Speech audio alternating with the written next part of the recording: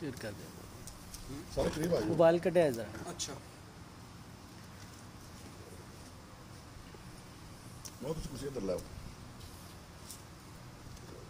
सारे ਵਿੱਚ नजर आओ ना। बावां नेड़े हुन जिन्नियां होनियां चंगियां होंदियां।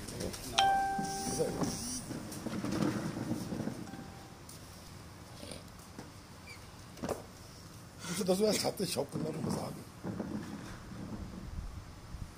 ਫਿਰ ਰਾਤ ਨੂੰ ਕਬੂਤਰ ਪਾਓ।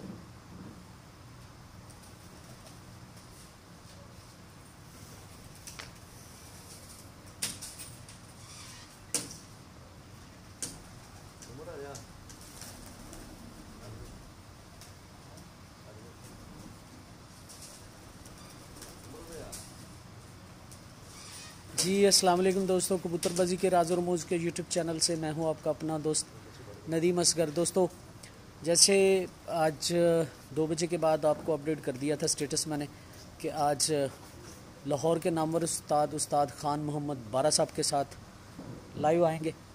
तो और एक चीज़ और भी बता दो, बड़ी मुश्किल से टाइम मिला है उस्ताद जी से, और आज का इंटरव्यू मेरा जैसे चंद एक इंटरव्यू मेरे चैनल में साल सवा साल में यादगार इंटरव्यू रहे हैं।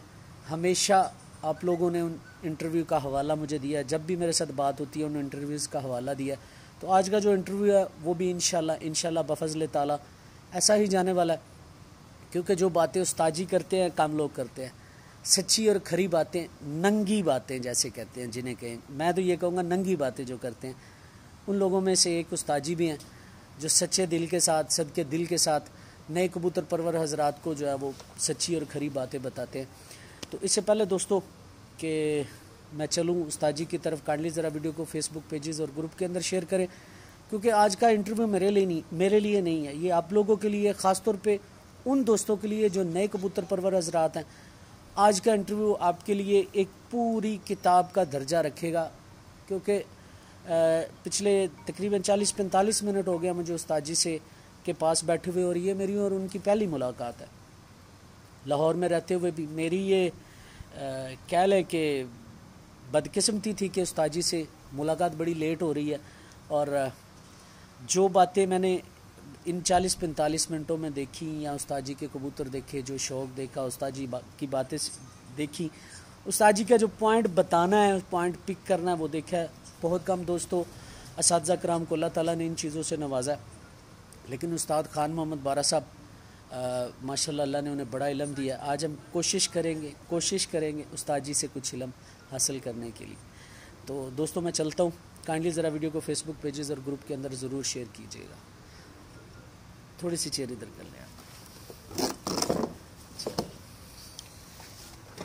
अस्सलाम वालेकुम उस्ताद जी। उस्ताद मोहतरम कैसे हैं आप? जी अल्हम्दुलिल्लाह, अल्लाह की रहमत, ठीक ठाक माशाल्लाह। उस्ताद जी ज़रा अपने दोस्तों का तारफ़ करवाएं। फिर ये सारे अपने ही, ये दोस्त है इफ्तिखार, ये भी दोस्त है, ये बच्चा छत पे होता है। माशाल्लाह जी, मोहब्बत है।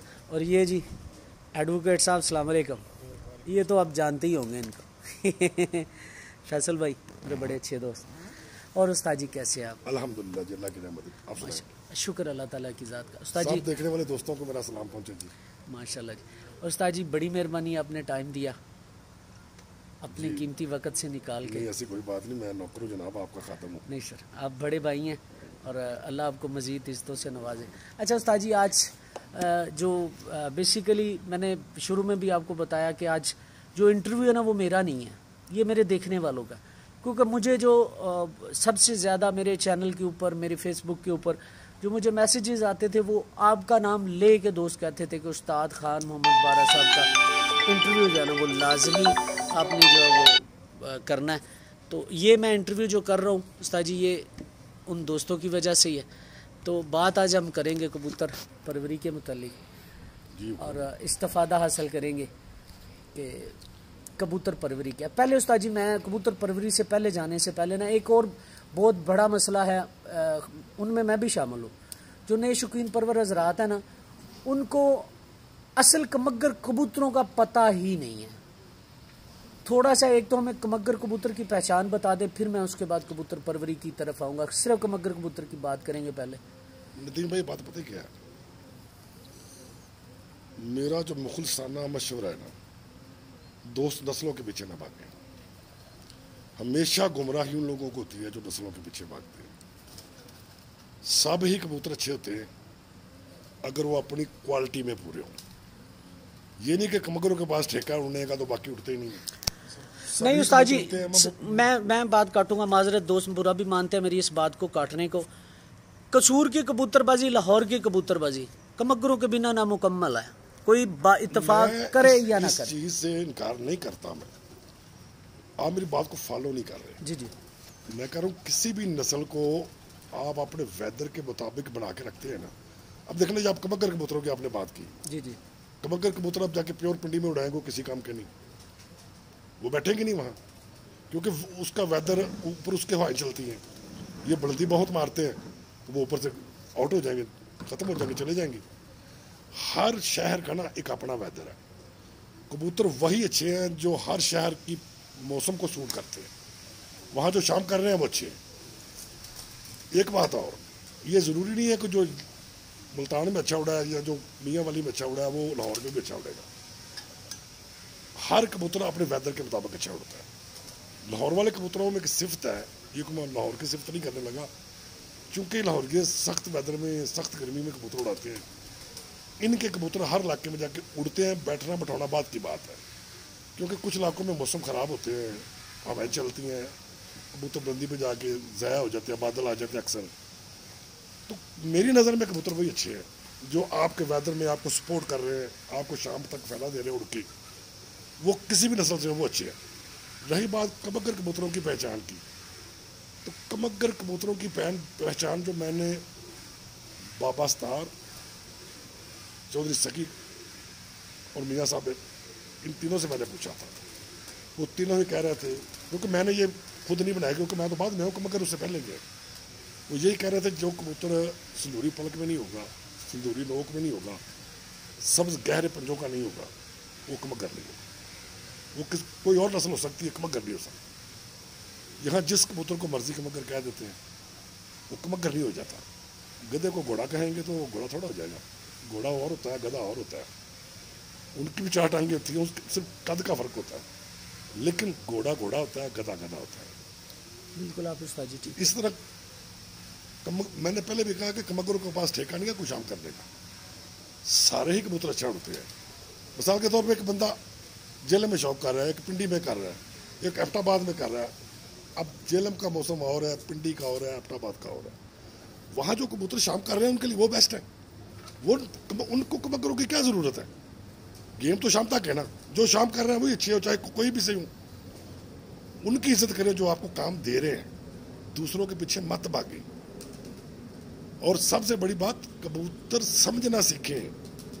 आप जितना मर्जी पैसा लगा लें, दुनिया के सारे कबूतर इकट्ठे कर लें, आपको कबूतर बनाना नहीं आता तो वो अच्छे कबूतरों से आप आगे अच्छे नहीं बना सकते।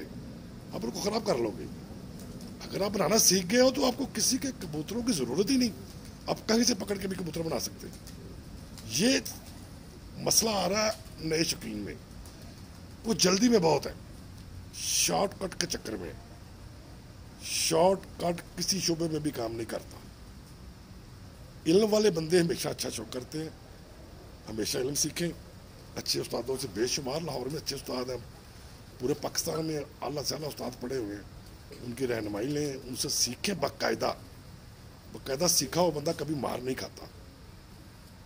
जी अच्छा उस्ताद जी, थोड़ा सा मैं ये बता दें, क्योंकि कमगर कबूतर जो है ना, उनका रंग भी एक स्पेसिफिक है, ख़ास रंग है। इनमें अगर थोड़ी बहुत तब्दीली आ जाए, जैसे इनमें सुनहरापन है या फिर सब्जी माइल आता है, और अगर इनमें अगर कालापन आ जाता है, नीलाहट आ जाती है, तो इस बारे में क्या कहें?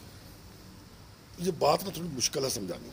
जी जी, कोई बंदा ये नहीं कह सकता कि जो 25 साल या 30 साल पहले मेरे पास कबूतर थे ना, आज उसी ब्लड में मेरे पास है। ऐसा हो ही नहीं सकता। आप एक ही नस्ल को आपस में मिला के एक रंग बनाते जाएंगे तो उनके पल्ले कुछ नहीं रहेगा, वो उड़ने के काबिल ही नहीं रहेंगे। दूसरी नस्ल के कबूतर डालना मजबूरी है। दूसरी नस्ल का कबूतर डालेंगे तो जाहिर है वो रंग तो मुख्तलिफ करेगा, वो एक रंग में कैसे आएंगे? असल जो स्पेसिफिकेशन है वो मैंने आपको बता दी है। इनकी आंखें बड़ी खूबसूरत होती हैं, बड़े साइज में होती हैं। इनकी वाइट ग्राउंड बहुत बड़ी होती है, ब्लैक तिल बहुत छोटा होता है। इनकी जो लाली होती है बड़ी खूबसूरत होती है, चमकदार। जो कबूतर कसूरी आंखें डल कर जाती हैं, आंखों का रंग गहरा कर जाते हैं, उनका रंग चेंज कर देते हैं, वो कबूतर ख़राब हो जाते हैं। वो आपके मतलब का रिजल्ट नहीं देंगे आपको। कोई उड़ जाएगा 150 में से, तो ये कोई रिजल्ट तो ना हुआ। उड़ेगा भी वो जो बैक मारेगा, जो अपनी असल हालत में आएगा, उस रंग में आएगा, उस कलर में आएगा, अपनी आंख की डेफिनेशन वैसी करेगा, वही उड़ेंगे। डल आंख के कबूतर आपने कभी उड़ते नहीं देखेंगे गर्मी में। मैं बात गर्मी की कर रहा हूँ जी, बिल्कुल। बात तो होनी भी गर्मी की 40-41 की मैं बात नहीं कर रहा। 40-41 में फाल्टर कबूतर भी उड़ जाते हैं, जिनके अंदर नक्स होते हैं। असल मैदान है गर्मी। और एक आपको बात बता दूं, गर्मी जब अपने अरूज पे होती है ना, फिर कबूतर नहीं उड़ते, फिर नीचे बैठा मालक उड़ता है। कबूतर अच्छे होने जरूरी है। अच्छे कबूतरों अच्छा मालिक नीचे से संभालने वाला हो, तरीके से उड़ाने वाला हो, वो फिर ही उड़ेगी। वरना वो अच्छे कबूतर भी गलत बंदे के हाथों में पड़ जाएंगे तो नहीं उड़ेंगे। क्योंकि गर्मी में आपको कोई रिलीफ नहीं होता, किसी किस्म का कोई रिलीफ नहीं होता। कोई छोटी सी भी जो गलती होती है ना, वो कबूतर को ज़ाया कर देती है।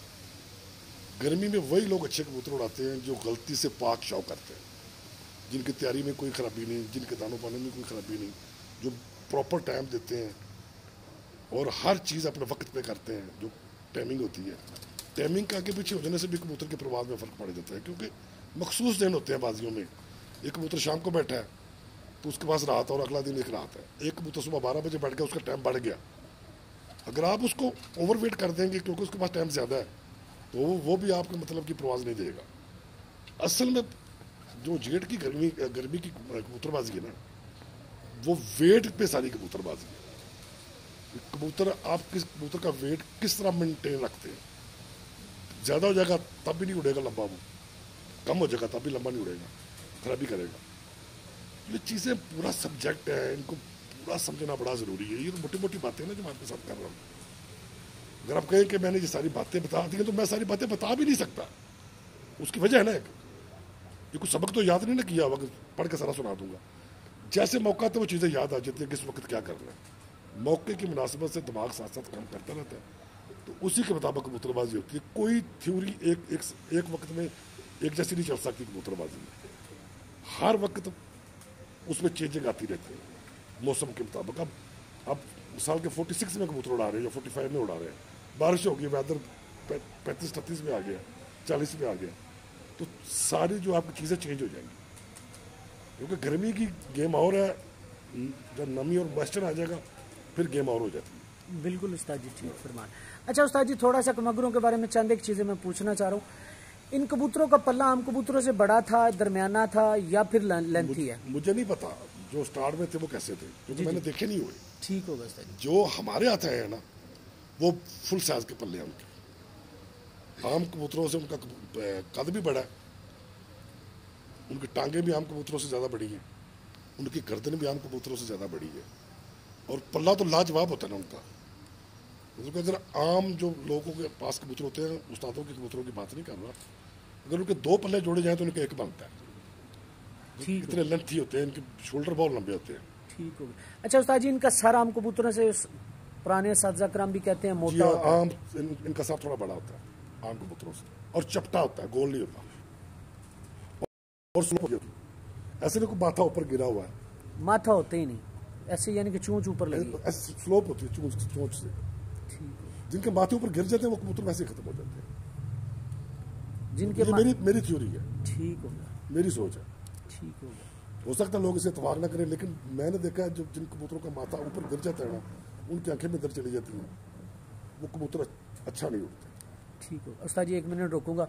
बहुत सारे दोस्त आपको सलाम दे रहे हैं, उनका जवाब दे दे। खास तौर पे एक औरंगजेब अशमल साहब हैं कोई। जी वालेकुम सलाम औरंगजेब साहब, शुक्रिया।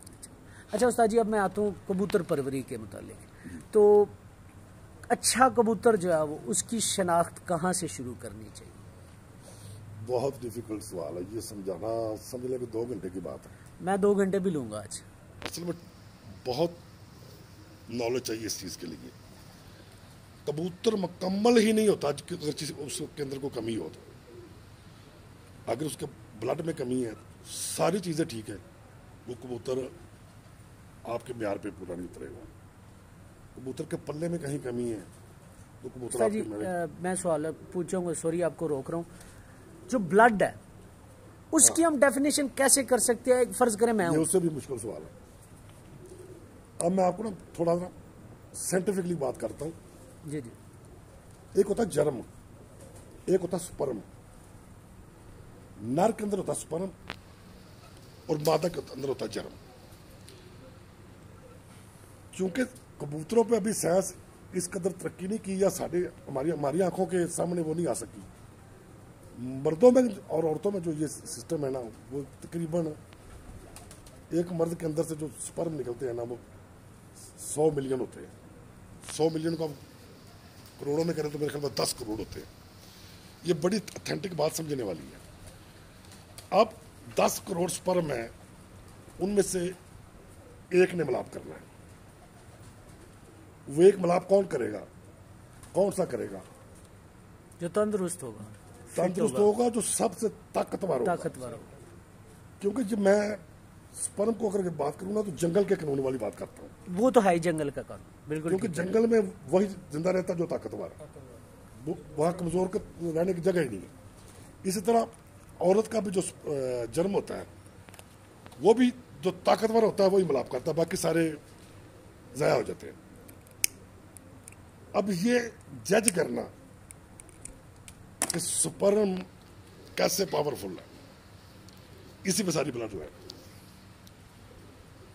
अगर आपके कबूतर, मैं मिसाल देता हूं, मेरे पास मगर कबूतर है, थोड़ा थोड़ा ना आस्ता आस्ता समझते हैं चीज को। जी जी ठीक। मेरे पास एक मगर कबूतर है, उसकी एज 10 साल हो गई है।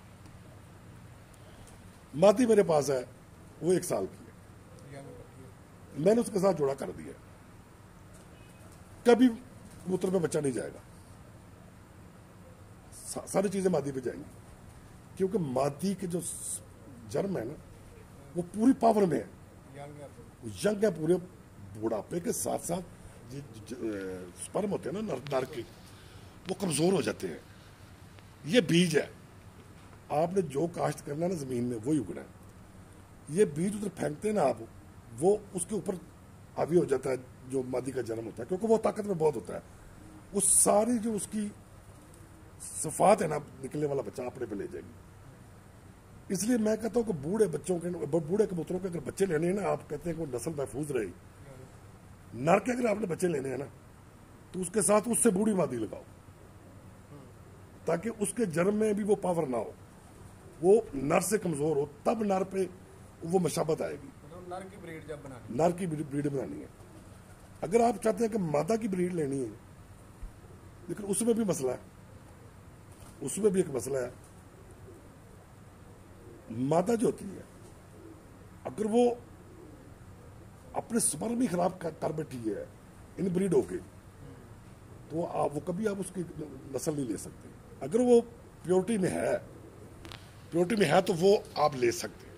इस तरह बूढ़ा कबूतर लगा के, जवान मादा लगा के, ठीक हो गया उस्ताद जी। ये नस्ल हो जाएगी। ठीक है। ये आपने अपनी मर्जी के कबूतर ले लिए, नार में से और मादा में से। रही बात कि जोड़ा कैसे लगाना है, उस्ताद जी उस तरफ नहीं अभी जाना। अच्छा, उस तरफ नहीं जाना, उस तरफ अभी नहीं जाना, मैं बाद में इस पे चलिए आप आऊंगा। सवाल पहले मेरा सवाल उस्ताद जी बेसिकली ये था, मैं अगर बाहर से कोई कबूतर लेता हूँ, हाँ, ठीक है, उसकी जो लाइन तो कलर और उसकी आंख से मुझे बता रही है कि ये लाइन किस नस्ल से, लाइन उसकी क्लियर होगी। अब बेसिकली ब्लड और लाइन दो चीजें हैं। हाँ जी। अब उसके ब्लड लाइन का तयन मैं कैसे करूंगा? हाँ, वो आंख से होगा और कलर से होगा। वो आंख और कलर से होगा। मैं बताता हूँ। आप कसूरी कबूतर को ले लें, मैं आपको सिर्फ समझाने के लिए एक बात कर जी जी ठीक है। आप ये चाह रहे हैं कि अच्छा कबूतर कैसे लूं, उसका पता चलेगा किस लेवल पे है। जी ठीक। अपने म्यार में किस लेवल पे है। आप बसाक जोड़ों के लिए कबूतर लेना चाहते हैं और आप समझते हैं कि ये मैंने कबूतर पकड़ा है, ये जोड़ों में डालने के लिए किस नंबर पे आता है, ठीक है, किस कैटेगरी में, किस रेंज पे है। सबसे पहले उसकी आंख को चेक करें। अगर उसकी आंख में व्हाइट ग्राउंड कम हो गई है या खत्म हो गई है, ब्लैक तिल के बाद सफेद ग्राउंड बिल्कुल मामूली रह गई है, और आगे जो उसकी लाली है, कलर है सुर्ख, वो डार्क हो गया, वो ख़त्म हो चुकी ब्लड लाइन, वो उसको इस्तेमाल करना बिल्कुल गलत है। सर जी ये बात दोबारा रिपीट कर दीजिए। मैं कह रहा हूँ अगर आप एक अच्छा ब्लड टेस्ट चेक करना चाहते हैं ना कसूरी कबूतरों में, क्योंकि मैं ज़्यादा कसूरी कबूतरों में रहा हूँ, सियालकोटी कबूतरों की मुझे अलग भी नहीं आती, क्योंकि मैंने सारी जिंदगी रखी है। मैं इसका मतलब ये नहीं कि मैं उनको बुरा कह रहा हूँ, कोई मैं कह रहा हूँ कबूतर कोई भी बुरा नहीं होता। अगर आप कसूरी कबूतरों में हाई क्लास कबूतर ट्रेस करना चाहते हैं ना ब्लड लाइन में, तो आपको पहले ये देखना होगा कि उसका तिल बढ़ाना हो, उसके बाद उसकी वाइट ग्राउंड क्लियर होनी चाहिए, जो साफ नजर आए बगैर जाली, तो जाली उसके अंदर ना हो। ठीक है। उसके बाद उसके जाके ऊपर रिंग आए सुर्ख, और अगर वो सुर्ख रिंग सुर्खी माइल हो गया, स्याही माइल हो गया, गहरा हो गया, आंख की चमक मार गई है, वो कबूतर आप कभी ना लें, वो काम नहीं करेगा। जितनी कबूतर की आंख में चमक बढ़ती जाएगी ना कसूरी में, और उसका रंग शेड होता जाएगा जैसे प्याजी माइल होता है, वो उतना ही कबूतर अच्छा होता जाएगा। एक और बात, मियाँ साहब से मैंने पूछा था, मियाँ नज़ीर साहब से, अल्लाह पाक उनके जन्नतों में घर करे, बड़े ग्रेट उस्ताद थे। मैंने उनसे सवाल किया था, मियाँ साहब ये जो पलक होती है कसूरी कबूतरों में, इसका क्या मकाम है? ये मुझे उन्होंने बताया था कि पलक कबूतरों में कसूरियों में 5 किस्म की होती है, और उनकी नंबरिंग भी मुझे बताई। उन्होंने मुझे बताया कि जो हाई क्लास पलक होती है ना कबूतरों में, वो सुर्ख पलक होती है, संदूरी पलक जिसे कहते हैं। उसके बाद आ जाएगी पीली पलक, नंबरिंग उन्होंने मुझे बताई थी, मुझे बड़ी अच्छी तरह याद है। पीली पलक आ जाएगी, पीली पलक के बाद आ जाएगी, ना वो वाइट होगी ना वो होगी अपना क्या रंग उसे कहते हैं, मतलब पूरी वाइट ही होगी, वो ऑफ वाइट कह लें आप, ऑफ वाइट से थोड़ी सी गहरी खाकी कलर की कह सकते हैं आप। उसके बाद वाइट आएगी, वाइट के बाद ब्लैक आएगी। मियाँ साहब का कहना था अगर कबूतर कसूरी नोक ब्लैक कर जाए, पलक ब्लैक कर जाए, वो कसूरी नहीं रहता। ये मतलब बड़े उस्तादों की बात है जो मैंने पल्ले बांधी हुई है। ये डेफिनेशन है अच्छे कबूतरों की पलक की। और मगर कबूतरों की तो पलक वैसे ही सुंदरी होती है, और नोकें तो उनकी काली होती नहीं, आपको कितने दिखाया, किसी की भी काली थी। तो ये पहचान है कसूरी कबूतरों में। लेकिन बात यहाँ ख़त्म नहीं होती, यहाँ बात ख़त्म नहीं होती। चलो आपने आंख ट्रेस कर ली, ब्लड में उसको देख लिया, वो ठीक है, लेकिन उसकी जो बाकी सेंसरी है वो भी उसी लेवल की होनी चाहिए। उसके पार्ट ठीक नहीं है, वो किसी काम का नहीं।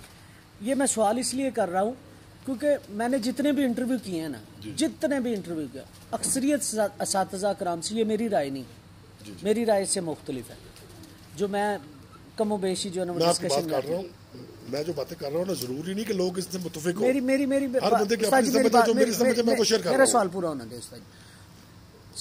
एक्सेसरीज बाद में लेते हैं तो उस्ताद असातिज़ा कराम, और जो कहते हैं कि ब्लड और लाइन अच्छी होनी चाहिए। बिल्कुल ठीक कहते हैं, ब्लड और लाइन अच्छी होनी चाहिए। बिल्कुल ठीक कहते हैं। देखें, ब्लड क्या है? ये कबूतर का इंजन है।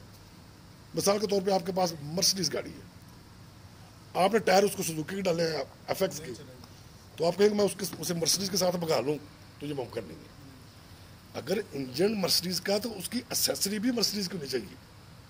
इसी तरह कबूतर की अगर ब्लड लाइन अच्छी है ना, अपने ब्लड में स्टैंडर्ड पूरा करता है, तो उसकी बाकी चीज़ें भी उसी म्यार के मुताबिक होनी चाहिए। अब ये बात कर देनी बड़ी आसान है कि बाकी चीज़ें म्यार के मुताबिक होनी चाहिए। जी बाकी एक्सेसरीज पे बाद में आते हैं, पहले ज़रा इस बात को कंप्लीट कर लें। अब आपने 2 बातें बड़ी खूबसूरत कर दी, एक ब्लड और लाइन हमें आंख और रंग से पता चलती है। जी बिल्कुल, इसके अलावा और कोई पैमाना नहीं हम ब्लड और लाइन का फ़र्क निकाल सकें। अगर आप व्हाइट कबूतर लेते हैं, उसकी आंख लाल है, तो वो कसूरी तो ना हुआ, वो कसूरी ना हुआ है? बिल्कुल कसूरी। ये इसकी मिसाल है।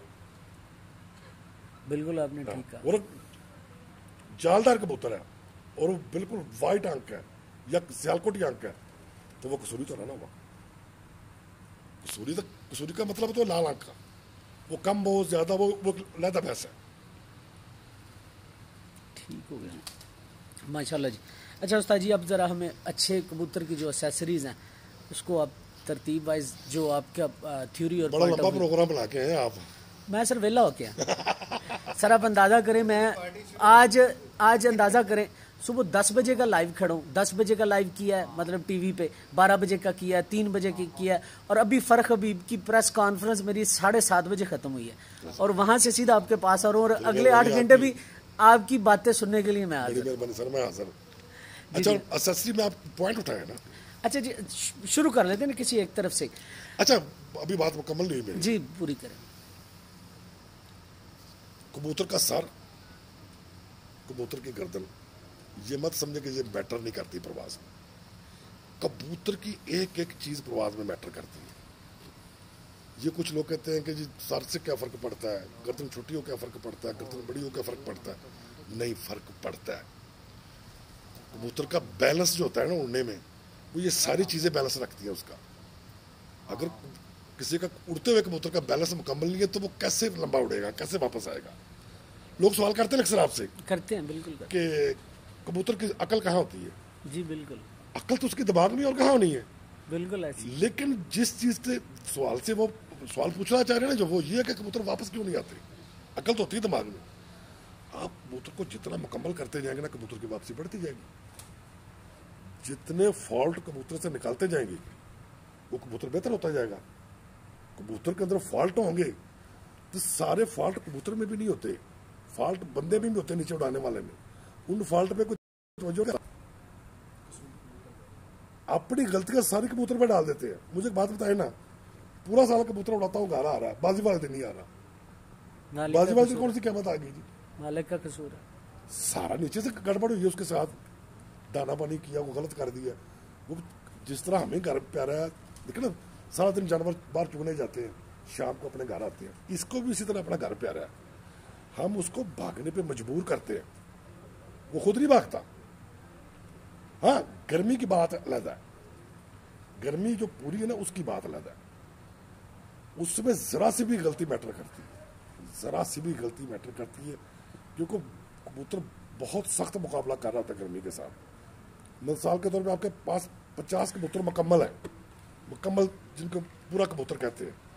जब आप गर्मी में लेके जाएंगे सारे नहीं उड़ेंगे। अब मुझे एक बात बताएं जी, आपके जो कबूतर हैं जी, वो तो सारे दिन में अगर 12 या 14 घंटे उड़ते हैं, वो बमुश्किल गर्मी के अंदर आधा घंटा या 2 घंटे उड़ते हैं। मैं वही बात बताने लगा हूँ, वही बात बताने लगा हूँ।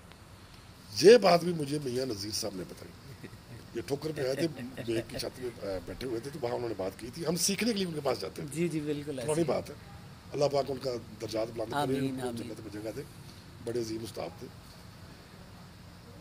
ये वहाँ दोस्त एक ने उनसे सवाल किया था कि उस्ताद जी बैसाख में बड़े लंबे उड़ते हैं, जब टेम्परेचर ऊपर जाता है तो लंबे उड़ने वाले नीचे आ जाते हैं। मेरा सवाल ये नहीं था। अब मैं आप परसोनिफाई यानी सितारा आपके कबूतरों का दे रहा हूँ। आपने सुबह कबूतर उड़ाए, गर्मी से पहले पहले गर्मी नीचे रहेगी, आपके कबूतर ऊपर चले गए। जी, ठीक हो गया। ठीक है, उसके बाद जब उसने निकल के आना है, जितना टाइम उसे घर आने में लगना है उतना टाइम उसने गर्मी बर्दाश्त करनी है। कुछ कबूतर की एसेसरीज ऐसी होती है जो उसे ऊपर वाले आसमान पे ले जाती है, गर्मी नीचे रह जाती है। मेरा सवाल ये था। नहीं, उस जो मैं बात करने लगा वो सुनने में बड़ी जरूरी है। जी जी, मैं इसका मैं जवाब देता हूँ। उसने सवाल किया, मियां साहब 50 कबूतर हैं, सब एक जैसे लंबे उड़ते हैं। जब टेम्परेचर ऊपर जाता है तो फिर वो उनमें से चंद कबूतर आ जाते हैं जो लंबा उड़ते हैं, बाकी नीचे आ जाते हैं। मियां साहब ने फरमाया था, और ये बात बिल्कुल ठीक फरमाई थी उन्होंने कहा था वो कबूतर होते उड़ने वाले ही हैं, लेकिन बुजदल होते हैं, गर्मी का मुकाबला नहीं करते। मिसाल देता हूँ, अब आप और मैं, हम भी अच्छे से अच्छा खाना खाते हैं। अगर हम एक मजदूर के साथ जाके काम करेंगे तो हम नहीं कर सकते, नहीं कर सकते, क्योंकि उसकी रोज की सख्त प्रैक्टिस है। कुछ कबूतर कम प्रैक्टिस की वजह से भी नहीं उड़ते। जिन कबूतरों को सख्त प्रैक्टिस करवाई होगी ना, होता क्या है, ये बच्चे उड़ाया जी, 3-4 दफा उड़ाया, 2-3 बजे गया, रोक लो जी, जाया हो जाएंगे, अब ये पक्के हो गए, इनको आगे उड़ाएंगे। गलत है, उनको पूरा साल उड़ाना चाहिए। पर काट के उड़ाओ, लापर के उड़ाओ, जैसे भी उड़ाओ। जो जितनी ज्यादा मजदूरी करेगा ना, वो गर्मी में उतना ज्यादा उड़ेगा। जिनकी कम प्रैक्टिस होगी वो नरम मौसम में उड़ेंगे, गर्मी में जाके नहीं उड़ेंगे। एक रीजन ये भी है। दूसरा रीजन, ज्यादा प्रैक्टिस वाले भी उनमें से रह जाते हैं जो बुज़दिल होते हैं, गर्मी का मुकाबला नहीं कर पाते। गर्मी में खाली कबूतर अच्छा होना ज़रूरी नहीं, बहादुर होना भी ज़रूरी है। ये कोई ज़रूरी नहीं एक कबूतर के जोड़े के सारे बच्चे बहादुर हैं, नहीं होंगे। एक अल्लाह की देन होती है बहादुरी। सारे कबूतर बहादुर नहीं होते, होते उड़ने वाले हैं। एक बात। दूसरी बात, कबूतर लंबे उड़ने वाले बंदा नीचे गलत बैठा हुआ है, वो नहीं उड़ेगा, वो नहीं उड़ेगी। कबूतर आपके पास दरमियाने हैं, नीचे पूरा इंटेलिजेंट आदमी बैठा हुआ है जिसने पूरा मेहनत की है, सीखा हुआ है, वो उनको भी उड़ा लेगा, वो गुजारा कर लेगा। वो दूसरे बंदे के मुकाबले में जो अनाड़ी अच्छे कबूतरों के नीचे बैठा वो हार जाएगा। एक और बात भी है, हम सारे जतन करते हैं, अच्छे कबूतर बना ले, अच्छी तैयारी कर ली, अच्छी मेहनत करके फटके ले ली, लेकिन फिर भी सब कुछ हमारे कंट्रोल में नहीं है। मौसम हमारे कंट्रोल में नहीं है, जानवर हमारे कंट्रोल में नहीं है, और सबसे बड़ी बात, तकदीर हमारे कंट्रोल में नहीं है। जीतने के लिए तकदीर का अचानक भी बड़ा जरूरी है, लेकिन मेहनत के बाद नहीं, वो तो सारी चीजें अपनी जगह पे है ना। अगर मैं कहूँ कि मैं सोया हुआ उठाऊं और कबूतर आके कभी उड़ा ही नहीं, बाजी जीत लो, तो ये नामुमकिन है ना। मेहनत तो सारी करेंगे ना, बादाम तो सारे खिलाते हैं, जो किसी के पास है वो सारा कुछ करते हैं, लेकिन जीत अल्लाह की तरफ से। हाँ जी, बेशक। मैंने देखा कबूतर आके जाल से 10 फुट रह गया, जीत के आ रहा है, जाके साइड पे बैठ गया, नहीं मुकद्दर में, तकदीर में नहीं है, बेहतरीन को, और वहां से 2 मिनट में उड़ के घर भी आ गया, लेकिन वो जीत मुकद्दर में नहीं थी। हम सब कुछ कर सकते हैं, सब कुछ कर सकते हैं जो अल्लाह ने हमें दिया हुआ है, हम तकदीर पे कंट्रोल नहीं कर सकते। तकदीर किनकी अच्छी होती है, ये सवाल बड़ा अच्छा है। जो बेईमान नहीं होते, जो अल्लाह का दिया हुआ इल्म आगे बांटते हैं, और जो नहीं ना बांटते उनका इल्म आगे जाता भी नहीं। अल्लाह मुनाफिकों को ऐसी कीमती चीजें नहीं देता, बांटने वालों को देता है। बांटने से इल्म कम थोड़ा होता है, मजीद बढ़ता है। मैं माजरत के साथ, बहुत माजरत के साथ, बहुत सारे ऐसे उस्ताद देखे हैं, बहुत सारे जो अपने शिगिर्दों को कोई चीज नहीं बताते। किस लिए शिगिर्द है? देखिए, आप तो शिगिर्द हुए हैं तो मैं आपको सिखाता नहीं, आप स्कूल गए, पढ़े नहीं, फायदा क्या जाने का।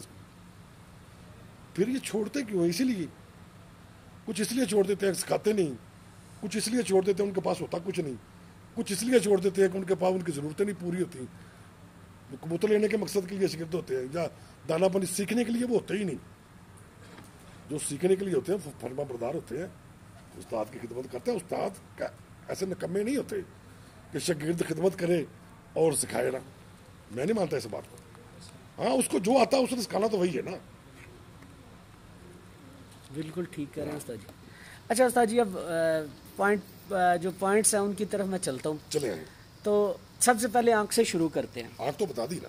आंख, ये एक मगर की डिस्कशन थी, आंख अभी शुरू होनी है उस्ताद जी। बताए पूछे। अच्छा उस्ताद जी, आपने बात शुरू में बड़ी खूबसूरत की, जो नूर है वो बारीक होना चाहिए। अब मैं उस्ताद जी सवाल जरा सुन लीजिएगा मेरा, नूर बारीक होना चाहिए। अब एक नूर बारीक वो है जो छाँव में भी बारीक है, जो धूप में भी बारीक है, एक नूर होगा। बहुत बड़ा मजबूत नूर होता है। मेरी बात पूरी हो लेने दे, फिर उसके बाद उस्ताद जी ये जवाब दीजिएगा, क्योंकि ये पहली दफा मैं किसी से सवाल करने लगूं और दिल के जो अंदर सवाल आता है ना, आज मैंने बताऊंगा, मैं वो करने हैं आज। मुझे जो आता है मैं बता दूंगा। अच्छा उस्ताद जी, दूसरा नूर वो होता है जो धूप में बारीक है, छाँव में फैलता है। ज्यादा कबूतर ऐसे होते हैं, अक्सरियत कबूतर ऐसे होते हैं। वो जो आपने पहले जो बात की ना, वो बहुत कम कबूतर होते हैं। अच्छा, और एक नूर ऐसा होता है कि रात को बहुत फैल जाता है, शाम को फैल जाता है, शाम को अंधेरा होने से पहले पहले ही वो फैल जाता है। अब इन नूर का थोड़ा सा हमें जो अमल दखल है, इनमें बेस्ट नूर कौन सा है और दूसरे फैक्टर है वो। मैं नूर की डेफिनेशन ये, मतलब जो मेरे इल्म में है, जी जी, नूर का मकसद क्या होता है? नूर, जो छोटे नूर का कबूतर होता है ना, वो रात को बड़ी आसानी से बैठता है, क्योंकि वो फैलता नहीं। जिनका नूर फैल जाता है ना, उनको रात में बैठना बड़ा मुश्किल होता है, क्योंकि उनको उनसे सही तरह फोकस नहीं होता। वो सीधे लफ्जों में अंधे कबूतर होते हैं, अंधेरे के। अंधे नहीं कह सकते, अंधे को तो बिल्कुल नजर ही ना आता, वो आ जाते हैं लेकिन मतलब अंधेरे में नहीं, वो फोकस नहीं कर पाएंगे। फोकस करना उनके लिए बड़ा मुश्किल हो जाता है, उनका जूम खराब हो जाता है। ये कुछ साइंटिफिकली बात नहीं है, मैं ये भी बता दूं आपको, ये कहूँगा कि साइंस ने प्रूव की हुई है, ये ऐसी बात नहीं है। ये बड़े उस्तादों से सुनी हुई बात है। इसकी अगर कहना कि मैं साइंटिफिक दलील दूं तो ऐसी कोई दलील नहीं। देखिए दलीलें भी तो तजर्बात से बनती है ना, तो जो बड़े उस्तादों ने इतने तजर्बात किए उनसे निकली हुई बात है ये। नूर छोटा होना अच्छी बात है, नूर छोटा होगा जाहिर वाइट ग्राउंड बड़ी हो जाएगी, वो ज्यादा मजबूती आ जाएगी आंख में। और नूर का अगर कहें प्रवास के साथ कोई तल्लक है, प्रवास के साथ कोई तल्लक, आंख का काम देखना है, आंख का काम देखना है, सिंपल सी बात है इसकी। प्रवास कबूतर ने परों से करनी है, वो तो परों से करनी है, और बाकी जिस्म के जो एक्सेसरीज, हाँ जी एक्सेसरीज। अच्छा उस्ताद जी, उसके बाद जो पहला रिंग है, जो नूर के बाद वाला रिंग है, उसके बारे में थोड़ा सा हमें बताएं। वो नस्ल वाइज किस तरह हो जाता है, लंबा होगा, गहरा होगा, कम गहराई वाला होगा, उसके बारे में जरा हमें बताएं। ये जो रिंग वाली बात है ना, totally drama, totally fake. Ring होने से या ना होने से कबूतर की क्वालिटी पे कोई फर्क नहीं पड़ता। मुझे बताएं कौन सा आपने कभी रिंग वाला कबूतर उड़ता हुआ देखा? मैंने तो नहीं देखा। बगैर रिंग के जो कबूतर सबसे ज्यादा अच्छे उड़ते हैं। रिंग होता क्या है? रिंग कबूतरों की नस्ल की निशानी है बस। किसी नस्ल में किसी तरह का, किसी नस्ल में किसी तरह का, खूबसूरती के लिए बहुत अच्छा है। और आप ये कहें कि रिंग नहीं है तो उड़ेगा नहीं, ये सबसे बड़ा झूठ है। ठीक हो गया, लेकिन ये रिंग का एक्चुअल काम क्या है? इसमें फंसाए ना लोगों को, ठीक है, फंस जाएंगे जो फंसने वाले ना। मैं फंसाना नहीं चाह रहा, मैं फंसाना नहीं चाह रहा, मैं फंसाना नहीं चाह रहा। मैं आज इस रिंग को जो इसके ऊपर है ना, इस रिंग को क्लियर करवा देना चाहता हूँ। कर दिया जो मैंने, यही क्लियर है। रिंग का कोई तल्लक नहीं है प्रवास के साथ। मुख्तलिफ नस्लों में मुख्तलिफ किस्म के रिंग होते हैं, कि ज्यादातर में तो होते ही नहीं है। रिंगों वाले कबूतर ही खत्म हो गए, क्योंकि जब वो पीछे चले थे असलियत में थे तो रिंग थे, क्रॉस इतने हो गए वो रिंग वगैरह नजर ही नहीं आते, बहुत कम कबूतरों में नजर आते हैं। और खुदा को हाजिर नाजिर जान के कहता हूँ, मैंने कभी रिंग पे फोकस ही नहीं किया, क्योंकि ये गैर जरूरी चीजें हैं। इनका कोई तल्लक नहीं है प्रवास के साथ या अच्छे कबूतर बनाने के साथ। जो अच्छे कबूतर बनाने की चीजें आखिर में मैंने आपको बता दी। ठीक होगा उस्ताद जी, इनमें कोई भी ना फंसे, ये सब फ्रॉड है। ठीक, ये जो उस्ताद बताते हैं ना, मैं माजरत के साथ, किसी को बुरा ना लगे, ये टोटल फ्रॉड है। मैं आपको उड़े हुए कबूतर दिखाता हूँ, किसी में नहीं मिली। और रात को 8-8 बजे दिखे बैठे हैं, रात बाहर रह के भी बैठे हैं, कुछ भी नहीं उनके अंदर। ठीक होगा। अच्छा उस्ताद जी, शुरू में आपने जमीन के मुतालिक बात की, अब कसूरी कबूतरों की 2 जमीनें हैं। नहीं, मैं मेरी बात, बेसिकली जो कसूरी कबूतर है ना, उनकी 2 ही जमीनें हैं, या वो सफेद हैं या वो ऑफ वाइट है। सफेद में भी 2 कलर है, एक बिल्कुल सफेद होती है, वो नहीं, वो कसूरी कबूतरों में नहीं होती। अगर है तो उसके अंदर मेल है। जो अब चूना करते ना दीवार को, जो वो कलर है ना आंख के अंदर व्हाइट ग्राउंड का, इंतहाई अलग कलर है, उससे अच्छा कलर कोई नहीं है। वो मतलब कबूतर की नस्ल की मजबूती की निशानदेही करता है। मियां साहब के सारे कबूतरों क्या कैसी अक्सरियत ऑफ वाइट है, हाँ, अक्सरियत ऑफ वाइट, इसको आप ऑफ वाइट ही कहेंगे, ऑफ वाइट ही कहेंगे। जो आप कलर बता रहे हैं वो ऑफ वाइट ही है। वो बहुत अच्छे कबूतर है। अरे एक चीज और क्लियर, यहाँ पे कलर से चलो बात होगी, फिर मैं आंख की तरफ दोबारा आता हूँ। कबूतरों के परों के रंग भी कसूरियों में 2 हैं, एक सफेद है, एक ऑफ वाइट है। वो मतलब जब क्रॉस देते हैं तो कुछ का कुछ बन जाता है, इस बहस बिना पड़े, ठीक, इससे कुछ नहीं निकलना। अच्छा उस्ताद जी, इसके अलावा अब जो कसूरी ब्लड लाइन है ना, इनमें बिल्कुल कुछ ब्लड लाइन, कुछ कबूतरों में ब्लड लाइन की बात नहीं करूंगा, कुछ कबूतरों में ऐसे आता है कि वो बिल्कुल स्लोप की तरह एंड पे जाके, जो आखिरी रिंग होता है ना, उसके ऊपर जाके ऐसे जैसे पहाड़ बने होते हैं, ऊपर की तरफ चढ़ाई होती है, और कुछ का थैले होते हैं। कोई फायदा नहीं, सिर्फ क्रॉसिंग की वजह से ये हो रहा है। असल जो चीजें मैंने लगती है ना, वो वही है जो मैंने बताई। ठीक हो गया उस्ताद जी, इन चक्करों में कोई भी यकीन ना पड़े, ये सिर्फ वक्त का ज़िया है, इनमें कुछ भी नहीं है। ठीक हो गया, जो सही चीजें थी, जो मेरी समझ में थी, मैंने आपको बता दी। ठीक हो गया। अब बात करते हैं आंख के डायल की। माशाल्लाह जो आपके कबूतर देखे या कसूरी ब्लड लाइन है, उनकी खुली आंखें होती है। जो उनका डायल होता है ना, मतलब जो डेले से साइज में बड़ा होता है। कुछ कबूतरों का ना वो डायल बिल्कुल आंख को घेरे होता है। जो कबूतरों में खराबी है ना डायल में, जो आंख की बनावट में, वो है कि आंखें गहरी ना हो, अंदर को ना हो। बस वो कबूतर पूरी तरह फोकस नहीं कर सकता, क्योंकि अब जब टार्च के अंदर बल्ब लगाते हैं ना, तो वो एक मखसूस जगह पर रोशनी डालेगा। बिल्कुल ऐसी है। अगर वही बल्ब आप टार्च के मुंह पे लगा देंगे, चारों तरफ रोशनी हो जाएगी, फैला देगा। इस तरह आंख बाहर निकली जो होती है ना, वो फोकस बड़ा मजबूत करती है देखने में। वो कबूतर वापसी ज्यादा करते हैं। जिन कबूतरों की आंखें अंदर है उनसे वापसी नहीं होती, कम होती है। यानी कि सीधे लफ्जों में जो चुन्ने कबूतर होते हैं, हाँ, चुन्ने कह सकते हैं आप। वापसी नहीं होती। पल के ऊपर गिरी हुई ना हो, वो भी अच्छे कबूतर नहीं होते। लेकिन आपके सारे कबूतरों की पलकें बिल्कुल बारीक हैं। इस बारीक पलक के फैक्टर के ऊपर जरूर हमें बताएं, क्योंकि ये बड़ा इंपॉर्टेंट फैक्टर है। सच्ची बात बता रही है। बिल्कुल बारीक पलक होने से, मोटी पलक होने से कुछ भी नहीं होता। ठीक है, ये टोटली कहानी है। पलक ने मोटी है तो क्या ऊपर उसने उड़ने से रोक देगी? ये सब कहानियां जो लोगों ने फर्जी बनाई हुई है, मैंने आपको सुना दी, आपने आगे अपने शिगिर्दों को सुना दी। ये कुछ भी नहीं इनके अंदर। पलक बस आंख के ऊपर ना गिरी हो, आंख का फोकस ठीक हो, बस ठीक है। बाकी सब लोगों को झांसे में दिया हुआ है, ये ऐसी पलक होनी चाहिए, ब्रीक होनी चाहिए, कागज की तरह होनी चाहिए। कुछ भी नहीं इन बातों के। अच्छा उस्ताद जी, इसके अलावा मैंने मोटी पलकों के कबूतर बड़े अच्छे उड़ते देखे, मेरे पास भी उड़ते रहे। अच्छा, क्या ये मुमकिन है कि मोटी पलक होगी तो पंजा भी मोटा होगा? नहीं, कोई जरूरी नहीं, कोई जरूरी नहीं, कोई जरूरी नहीं है। ठीक होगा। पंजे मोटे उन कबूतरों के होंगे जो वेटर होंगे, जिनका दुमचा पीछे से मोटा होगा ना, दुमकदा, वो भी उनका मोटा होगा। एक खराबी अगली खराबी पैदा करती है। अच्छा उस्ताद जी, इसके अलावा जो आंख है ना, आंख की बनावट के ऊपर बड़ी खूबसूरत आपने बात की। अब आंखें भी दो तरह की होती हैं। एक आंख चूंच की जो कटाव होता है उसके दरमियान होती है, मेरी बात सुन। और दूसरा जो आंख होती है ना, वो दिमाग के बिल्कुल करीब होती है। इनमें बेस्ट आंख कौन सी है? दोनों ही बेस्ट है।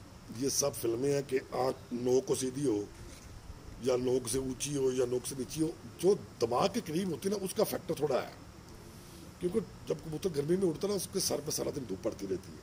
वो जितनी करीब होती जाती है ना, उसको उसकी हीट ज्यादा महसूस होती है आपको। ये फैक्टर है। आंख सेंटर में होनी ज्यादा अच्छी है, लेकिन कबूतर वो भी उड़ते हैं। ये भी कहानी है, स्टोरी है, इसमें कोई जान नहीं। ठीक है, मैंने दोनों तरह के कबूतर बेहतरीन उड़ते देखे।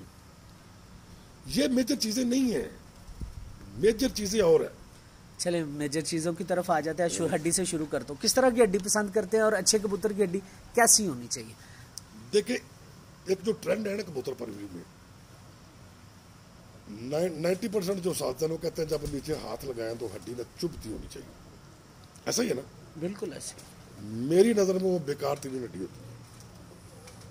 पूछे क्यों? हड्डी वो अच्छी है जिसके ऊपर परों की तय होती है। जो हड्डी चुभती है ना, उसके ऊपर वो तो साजी वो तो आ जाएगा ना परेल और मसेल में। जो कबूतर मसेल होगा उसकी हड्डी नंगी होगी, वो जब नंगी हो जाएगी, वो नंगी होगी। डेफिनेटली इसी बात है। अगर कबूतर परेल है, मसेल नहीं है, हड्डी उसकी तेज है या गोल परेल होगा तो कभी वेटर हो ही नहीं सकता। वो वेटर हो नहीं सकता, सवाल ही पैदा नहीं होता जी। लेकिन उसमें जो हड्डी है, हड्डी की बनावट की बात कर, हाँ जी, बनावट की बात कर। हड्डी ना 4 किस्म की होती है जी जी, जो मैं आपको बताता हूँ, इसकी मुकम्मल डेफिनेशन। हड्डी और जोड़ दोनों बड़े फैक्टर करते हैं। जहां पे जाके कबूतर की हड्डी खत्म होती है ना, वो अगर जोड़ से नीचे, जोड़ उससे ऊपर है, वो बेकार कबूतर है। करेगा क्या वो कबूतर? वो उड़ेगा नहीं, कभी कहीं बैठ जाएगा, कभी कहीं बैठ जाएगा। उड़ भी जाए, वालेकुम सलाम, उड़ भी जाए तो घर नहीं बैठे, बैठ भी गया तो 10-11 बजे से ऊपर नहीं जाना, उसे लंबा नहीं जाएगा। ये वो जोड़ बता रहे हैं जो दुम के साथ लगाओ। नहीं, वो नहीं, वो भी नहीं है। वो दुम के साथ लगेगा ही नहीं। ठीक है, जो दुम के साथ लगेगा वो नीचे कभी नहीं जाएगा। ठीक है। ये जो छोटी हड्डी है ना, वो जाती है। फिर उसके बाद आ जाएगी वो हड्डी जो हड्डी जोड़ के बराबर है। जोड़ और हड्डी का एक लेवल है, उसको हम स्टैंडर्ड हड्डी कहते हैं। अगर वो जोड़ के दरमियान फासला कम करती है ना, फासला नहीं छोड़ती 2 उंगली का या 1.5 उंगली का, वो बेहतरीन हड्डी होती है। उसके बाद आ जाएगी जोड़ से थोड़ी सी ऊंची हड्डी, जोड़ नीचे रह गया, जोड़ नीचे रहेगा, वो होगी short standard, sorry short high. लेकिन वो जो पहले दूसरे नंबर वाली हड्डी है उससे अच्छी होगी। इसके बाद आ जाएगी चौथे नंबर वाली, जो इतनी ऊंची हो जोड़ के ऊपर से 2 उंगलियां उसके अंदर आ जाए। 2 उंगलियां जोड़ और हड्डी के दरमियान तब भी आती है जब वो बराबर होता है, जिनकी हड्डी छोटी होती है। मैं उसकी बात नहीं कर रहा, उंगलियां ऐसे आए, ऐसे नहीं, उसको कहते हैं खड़ी हड्डी। उन कबूतरों को मैंने बहुत अच्छा परफॉर्म करते देखा। ये ही खड़ी हड्डी जरा दोबारा रिपीट कीजिएगा उस्ताद जी। खड़ी हड्डी का मुराद ये है कि जोड़ से कम 2 उंगली ऊंची हो, लंबाई उसकी जोड़ता की हो, जोड़ से थोड़ी कम हो, वो बहुत अलग हड्डी मतलब कि मेरी नजर में उसको मैं अपनी जबान में खड़ी हड्डी कहता हूँ। ठीक है। वो सीना भी उसका लंबाई नीचे ज्यादा होगी। तो आम कबूतर जब पकड़ते ना ऐसे, तो वो ऐसे पकड़ा जाएगा, क्योंकि ऊपर से लेकर नीचे तक उसकी चौड़ाई बढ़ जाएगी, तभी जाके वो हड्डी पीछे से ऊंची होगी ना। ऐसी हड्डी जो होती है ना, अगर वो प्रेयर है तो वो बहुत शानदार कबूतर है। ये बहुत शानदार हड्डी का कबूतर है। शानदार हम उससे नहीं कह सकते, शानदार तब भी कहेंगे बाकी मुकम्मल होगा। अगर उस्ताद जी कबूतर परेल है और खुरदरा कबूतर है, खुश कबूतर हो गया तो वो कैसा होगा? खुश्क हो गया वो डिश नहीं। अच्छा, परेल के साथ परेल के साथ जो परेल है वो कभी खुश्क नहीं होगा, ये बात लिख लें। ठीक है। परेल खुश्क नहीं होगा, ये मुतनाज़ा बातें हैं दोनों। परेल हो और खुश्क हो, ये हो नहीं सकता। मसेल कबूतर भी बहुत मुलायम होते हैं बाजुकात। हाँ, बाजुकात अब बाजुकात जो ठप्पल कबूतर हो जाते हैं ना, जिन्हें हम ठप्पल कहते हैं, ठप्पे कहते हैं, ठप्पे मार के इधर उधर चले गए, उनमें भी ये क्वालिटी आती है। पर बहुत ज्यादा होते हैं लेकिन खुश्क होते हैं, खुरदरे परों के मालिक होते हैं। उसकी दो वजूहत है। जी जी। एक तो इनब्रीड की वजह से पर खुश्क होते हैं, दूसरा आप अपने वेदर के मुताबिक उनको दाना नहीं ना डालते तब भी खुश्क हो जाते हैं। डंडे मोटे कर जाएंगे परों के, खुरदरे हो जाएंगे। मिसाल के तौर पर एक इलाके में बहुत ज्यादा खुश्की है, अगर वहाँ ऑयली दाना नहीं डालते उनमें अक्सर कबूतर खुश्क हो जाएगी। खुश्की की 2 वजह है। ठीक होगा उस्ताद जी। अच्छा, बड़ी खूबसूरत माशाल्लाह बातें की आपने।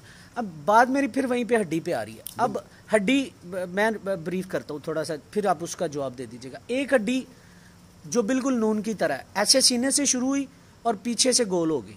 एक हड्डी सीने से गोल होके ऊपर जाके जोड़ की तरफ चलेगी, गुड की तरफ। ठीक है।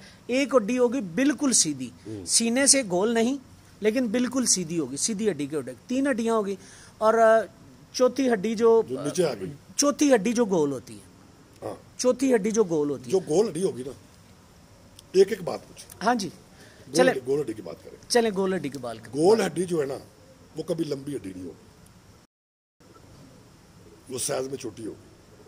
वो अच्छी होती है बुरी होती है? नहीं अच्छी होती। जब हड्डी का साइज ही छोटा हो गया तो अच्छी कैसे हो जाएगी? ठीक है। वो हमेशा उसके ऊपर गोश्त में चढ़ा होगा, वो गोल हड्डी होगी। दूसरी कौन सी बताइए आपने? जो गुड वाली हड्डी है, जिसे हम कश्ती नुमा कहते हैं। बेहतरीन हड्डी अगर वो परेर है तो ठीक होगा। और कुछ कबूतरों के जिस्म ही पूरे गोल होते हैं, मजबूत गुत्ते हुए जिस्म होते हैं, नहीं अच्छे होते वो कबूतर। ठीक। और जो सीधी मतलब हमारे इलाके में अच्छे नहीं होते, लाहौर, हाँ, वो जरा नमी वाले इलाकों में उड़ जाए, वहां उड़ जाए तो वो अलग बात है। मैं किसी कबूतर की मैं बेइज्जती नहीं करना चाहता। नहीं ताजी, हम तो किसी स्पेसिफिक तो बात कर ही नहीं। मैं बात इसलिए कर रहा हूँ, एक बंदा ना वो नरम इलाके में रहता है, वहाँ उसके वो कबूतर उड़ते हैं तो वो डबल माइंडेड हो जाएगा। जी बिल्कुल। ये इनको तो बुरा कह रहे हैं, ये मेरे पास उड़ रहे हैं।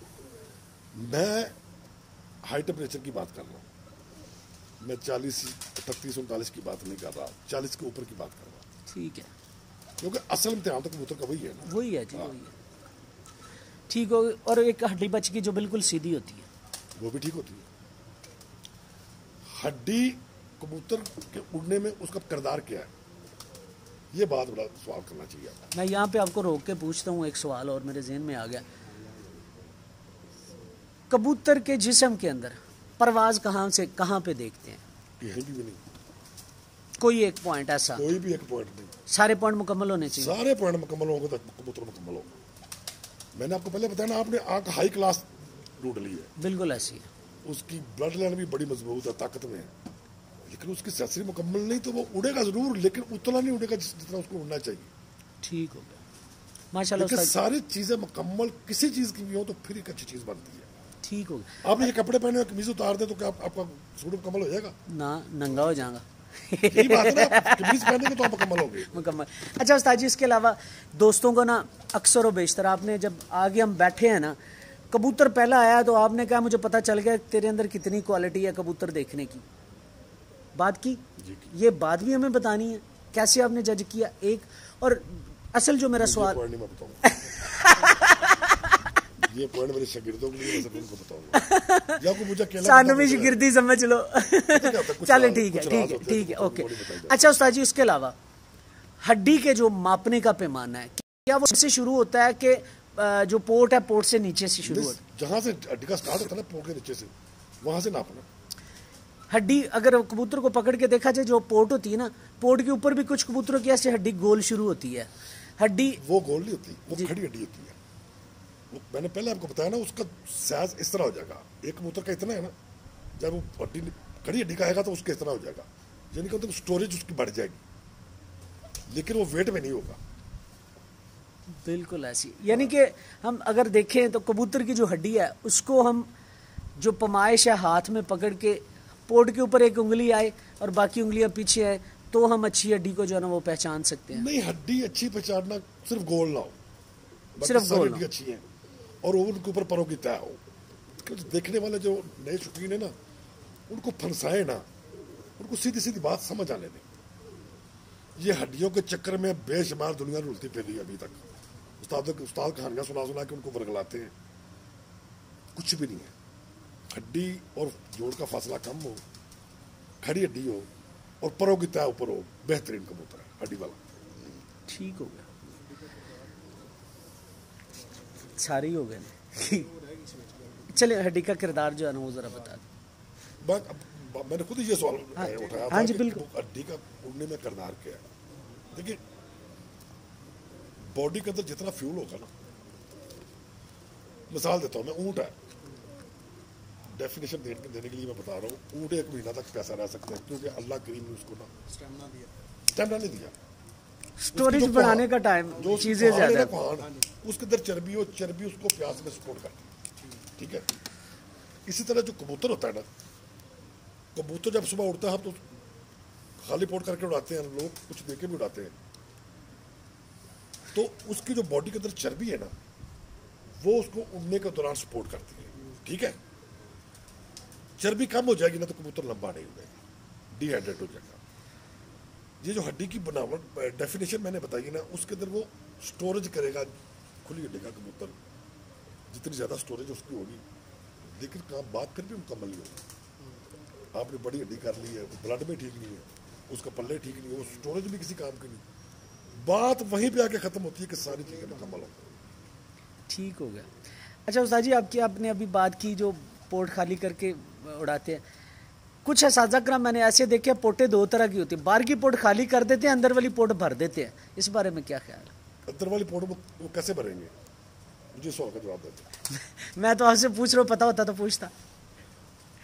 जब सुबह आपकी कबूतर की पोर्ट के अंदर दाना या खुराक है ना, वो अंदर से भरा हुआ है, अगर वो खाली है ना तो अंदर से भरा हुआ नहीं, अंदर से भरा नहीं, खाली होगा। बड़ी बात, क्योंकि सारी रात उसने एनर्जी स्टोर करनी है उसी खुराक के अंदर से, दाने से। अगर 12 बजे या 1 बजे वो खाली हो गया ना, तो वो जो पीछे एनर्जी स्टोर की है उसको खाना शुरू कर देगा। वो ना वेट बैलेंस रखेगा और ना मुकम्मल घर भी जल्दी आ जाएगा भूख की वजह से। से। अच्छा उस्ताद जी, अब थोड़ा सा आगे चलते, आपने बात की थी, मेरे दिमाग के अंदर उसी वक्त अड़ी हुई बात है कि गर्दन लंबी अच्छी के छोटी अच्छी। ये डिपेंड करता है आपके कबूतर के साइज पे। अगर कबूतर का साइज बिल्कुल शॉर्ट और गर्दन लंबी हो, अनबैलेंस है, गर्दन लंबी चाहिए तो उसका कद भी पुराना चाहिए, ताकि उसका दौरान प्रवास बैलेंस रहे। ठीक हो गया। इन सवालों में लोगों को ना उलझाएं, ये बहुत दूर के सवाल है, बाद में समझ आने वाले हैं। वो सवाल करें जो लोगों को समझ आ जाए। मैं ये मतलब वो अपने समझने के लिए मुझे बाद में सवाल कर ले। अच्छा चले, मैं बाद में पूछ लेता, क्योंकि आप वो बातें करें, क्योंकि ये बाद की बातें हैं, जब ये दूसरे लोग सीख लेंगे ना तो ये बाद में खुद ही खुद समझ आ जाएगी। ये बहुत बात की बातें हैं, इनको ना छेड़े। मैंने वैसे कहीं पढ़ा था उस्ताद जी के जो लंबी गर्दन का कबूतर है ना, वो जारी बात है, अगर गर्दन लंबी है तो वजूद भी उसी हिसाब से हो जाएगा, ऑटोमेटिकली हो जाएगा।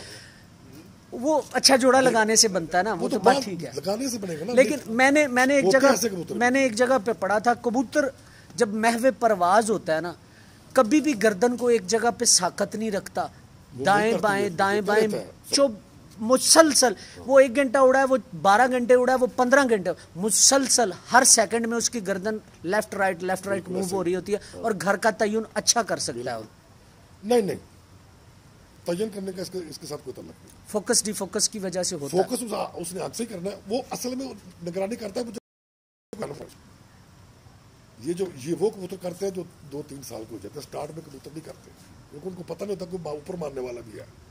जब ऊपर मारने वाले से वो बच जाते हैं ना, उसके बाद वो निगरानी शुरू कर देते हैं। फोकस जो होता है ना कबूतर का वापस आने का, कबूतर को ऊपर से छत तो नजर नहीं आ रही होती। ये गलत डिसीजन है लोगों का कि कबूतर को छत नजर आ रही होती है। कबूतर ने एक सर्कल अपना बनाया होता है, जो वो निशानी रखी होती है, उसी निशानी के बल पे उसने मैंने ना, वैसे उस्ताद जी मैं ना आज एक तजर्बा अपना शेयर करता हूँ। मैं ना माशाल्लाह अल्हम्दुलिल्लाह लाहौर के जितने भी रिपोर्टर्स हैं ना, उनमें मोस्ट क्वालिफाइड हूँ।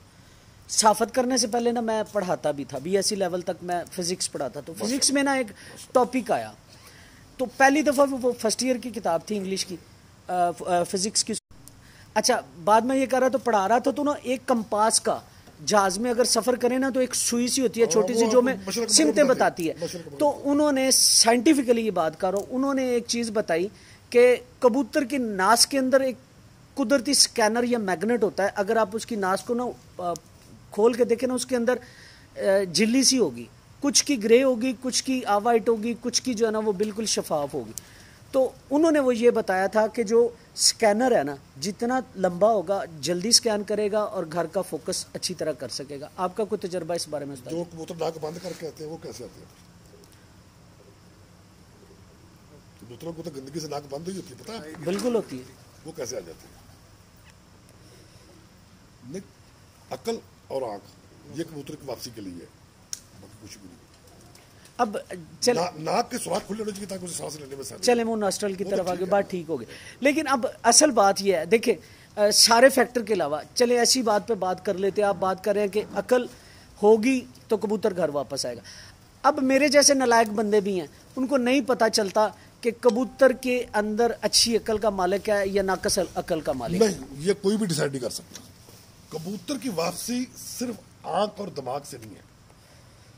मिसाल में देता हूं, एक आपने मुकम्मल कबूतर उड़ा दिया जिसकी सेंसरी स्पॉटेड है, उसके साथ वो कबूतर बुलंदी पे चला गया, दाने पानी से चला गया या किसी और रीजन से चला गया, जो जिसकी सेंसरी उसको सपोर्ट नहीं कर रही, वो उस हाइट पे चले गए जहां से वो नीचे भी है तो प्रवास लंबी हो जाएगी। उस कबूतर का आना मुश्किल हो जाएगा क्योंकि वो मुश्किल में उड़ रहा है। दूसरा इजीली उड़ रहा है क्योंकि उसकी सारी सेंसरी सपोर्ट है। जो अनसपोर्टेड है उसके ज़ाया होने के चांसेस बहुत ज्यादा है।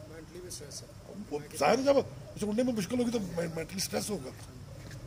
ठीक, लेकिन 100% कोशिश करता कर रहा है। लेकिन आपके कबूतरों के सर मोटे और चपटे क्यों हैं फिर? ये नस्ल में ऐसे हैं। मैंने खुद दिन बड़े किए। जो बग्गर कबूतर होते हैं उनके सर बड़े होते हैं। अभी आपने तो खुद ही तो कहा था। हाँ बिल्कुल ऐसे। उस्ताद भी ये कहते, मैंने जो स्टार्ट में मैंने कहा देखे हुए हैं, वो तो बड़े उस्तादों ने देखे हुए थे, उनसे सीख सुन के। यानी कि पंजाबी दा मुहावरा सी सच्चा समझ लिए वड्डे सिर सरदारां दे। लेकिन छोटे सिर से भी कोई फर्क नहीं पड़ता। चलो ठीक हो गया उस्ताद जी। अच्छा उस्ताद जी, जब शुरू में हम आके बैठे थे, इस बात में मैंने एक्सक्यूज़ नहीं लेना, मैंने पूछनी है और दोस्तों को भी बतानी है आपने। और वो बात ये थी कि लोगों को पता ही नहीं है कि सपोर्टिव चीज़ें कौन सी होती हैं। वो सपोर्टिव चीज़ें हमें बताओ। ये मैं पूछना ये इतना आसान सवाल थोड़ा है। नहीं, चलो कुछ तो बताया ना। मतलब सपोर्टिंग से मुराद, अभी आपने हड्डी की बात की। जी जी। गोल हड्डी है, वो सपोर्टेड नहीं है। कौन सी हड्डी अच्छी है? बताए आपने बताइए तो। खड़ी हड्डी। जी जी, ठीक हो गया। ओके हड्डी ठीक हो गया। ये सारी हड्डी अच्छी है। ठीक है। अच्छी तब है अगर उनके ऊपर परों की पूरी तय है। ये इसलिए जरूरी है कि इससे कबूतर वेटर नहीं होता। मिसाल के कबूतर एक कबूतर पाया, मिसाल के देने लगा हूं, पाया वजन लेके उड़ रहा है, उसी सेंसरी का कबूतर उससे एक स्टार कम है वजन में, मुझे पता है प्रवाह में फर्क नहीं आएगा। ये जो हड्डी के ऊपर परों की तय होती है ना, ये कबूतर को वेटलेस करती है। वेटलेस करने के बाद उसका दुमकटा भी जो होता है ब्रेक हो जाता है। दुमकटा मोटा हो कभी हो ही नहीं सकता कि वो वेटलेस हो, सवाल ही पैदा नहीं होता। दुमचा भारी हो जाएगा, वो वेटलेस नहीं रहेगा। तो फिर इसके बाद आ जाएगा पर किस तरह का पसंद करते हैं? तो पर पे अगर पूरी बात की जाए तो मेरे ख्याल में किताब लिखी जा सकती है। इतना अल्लाह चले थोड़े से टाइम में हमें मरकज़ी ख्याल बताता हूं। कबूतर के शोल्डर लंबे हो, जब शोल्डर लंबा होगा, शोल्डर आप कुंदे को कह रहे हैं? कुंदा कह रहा हूं, जो पीछे गोश्त वाला। शोल्डर लंबे हो, जब वो लंबा होगा ना ऑटोमेटिकली चौड़ाई में हो जाएगा, वरना वो वजन नहीं उठा सकता अपना ऊपर अगर वो शोल्डर उसका पतला होगा तो। चौड़ाई में ज्यादा हो जाएगा लेकिन पतला होगा। बगलों के साइज पूरे हो, कम से कम 4 इंच बगल होनी चाहिए, आखिरी परों की लेंथ पूरी हो, पर कोनेदार हो, मतलब कि मैं लाहौर की बात कर रहा हूँ। बाकी इलाकों में गोल पार के कबूतर भी उड़ जाते हैं, खंजर की तरह पार हो, नोकदार पार हो, बेहतरीन पल्ला होता है वो। अब वो उसमें जो उसकी तीली है, वो पल्ले की शेड है, वो बड़ी लंबी बात हो जाएगी, मैं मोटी मोटी बातें बता रहा हूँ। उसके बाद वो हल्की दुबका हो। अच्छा उस्ताद जी, पल्लों पे एक छोटा सा मेरा सवाल है। आपके कबूतरों की चौकड़ी बड़ी खूबसूरत है, बाहर वाले जो पारे हैं ना वो बड़े खूबसूरत है, मतलब ना अक्सरियत कबूतरों में ना 10वां पर जो है ना वो छोटा है, 9वां बड़ा है, ठीक है। उसी तरह जो उसके बाद 9वें के साथ 8वां उसका चढ़ाव 9वें के साथ ठीक है, और उसके बाद जो 7वां पारा है ना उसका भी चढ़ाव बड़ा शानदार है। ये सारी चीजें बेकार है अगर कबूतर की लेंथ पूरी नहीं है। आखिरी परों के अगर कबूतर की लेंथ मुकम्मल नहीं है ना, वो तो दुम से इतने छोटे हैं, और बनावट यही है कि आप उड़ेंगे। ऐसी चौकड़ी छोटे परों में नहीं आती, आती है, बहुत कम आती है, रेयर चांस होती है, लेकिन नहीं आती। देख अगर हम 1 लाख कबूतर देखें ना, छोटे परों का ये चौकड़ी नहीं हो। मैं एक मिसाल के तौर पे बात कर रहा हूँ। रही बात 8वां बड़ा, 9वां छोटा या 10वां बड़ा, मुझे पता है कितना साइज होता है उनका लंबाई में, इंच नहीं होता, तो बहुत बड़ा होता है। हाँ जी, सूत्रों में होता है वो, बिल्कुल ऐसी है। अगर उनको काट के बराबर कर दें, कबूतर उड़ना छोड़ देगा?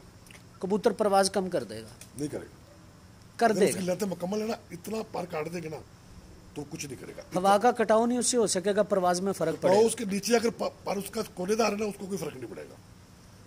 जब आप लापर के कबूतर उड़ाते हैं तो कैसे शाम तक उड़ लेते हैं? गर्मी में हम लापर के क्यों नहीं उड़ाते? गर्मी में बंदे कबूतर शाम को बैठते हैं, बंदे बैठते हैं, लापरे नहीं बैठते। लापरे फर्क पड़ेगा उस्ताद जी, वो परवाज में फितरी अमल है। मैं बताता हूँ, लापरे कबूतर शाम को बैठे हैं जब हम हवा में नमी का तनासब बढ़ जाएगा। कबूतर वापसी गर्मी से नहीं करता, हवा में पानी की कमी से करता। कबूतर 4 घंटे उड़ता है, 4 घंटे में उसका पानी खत्म हो जाता है, आगे कैसे उड़ेगा? उसकी अब हवा में नमी वाले पानी की बात करें कि कबूतर के पानी की बात नहीं, हवा में नमी वाले, मैं उसकी डेफिनेशन देता हूँ। नाक में कबूतर उड़ा रहे हैं, नमी 30 है, 35 है, 40 है, अक्सर 50 भी जाती है, ऐसा ही है ना? बिल्कुल ऐसी है।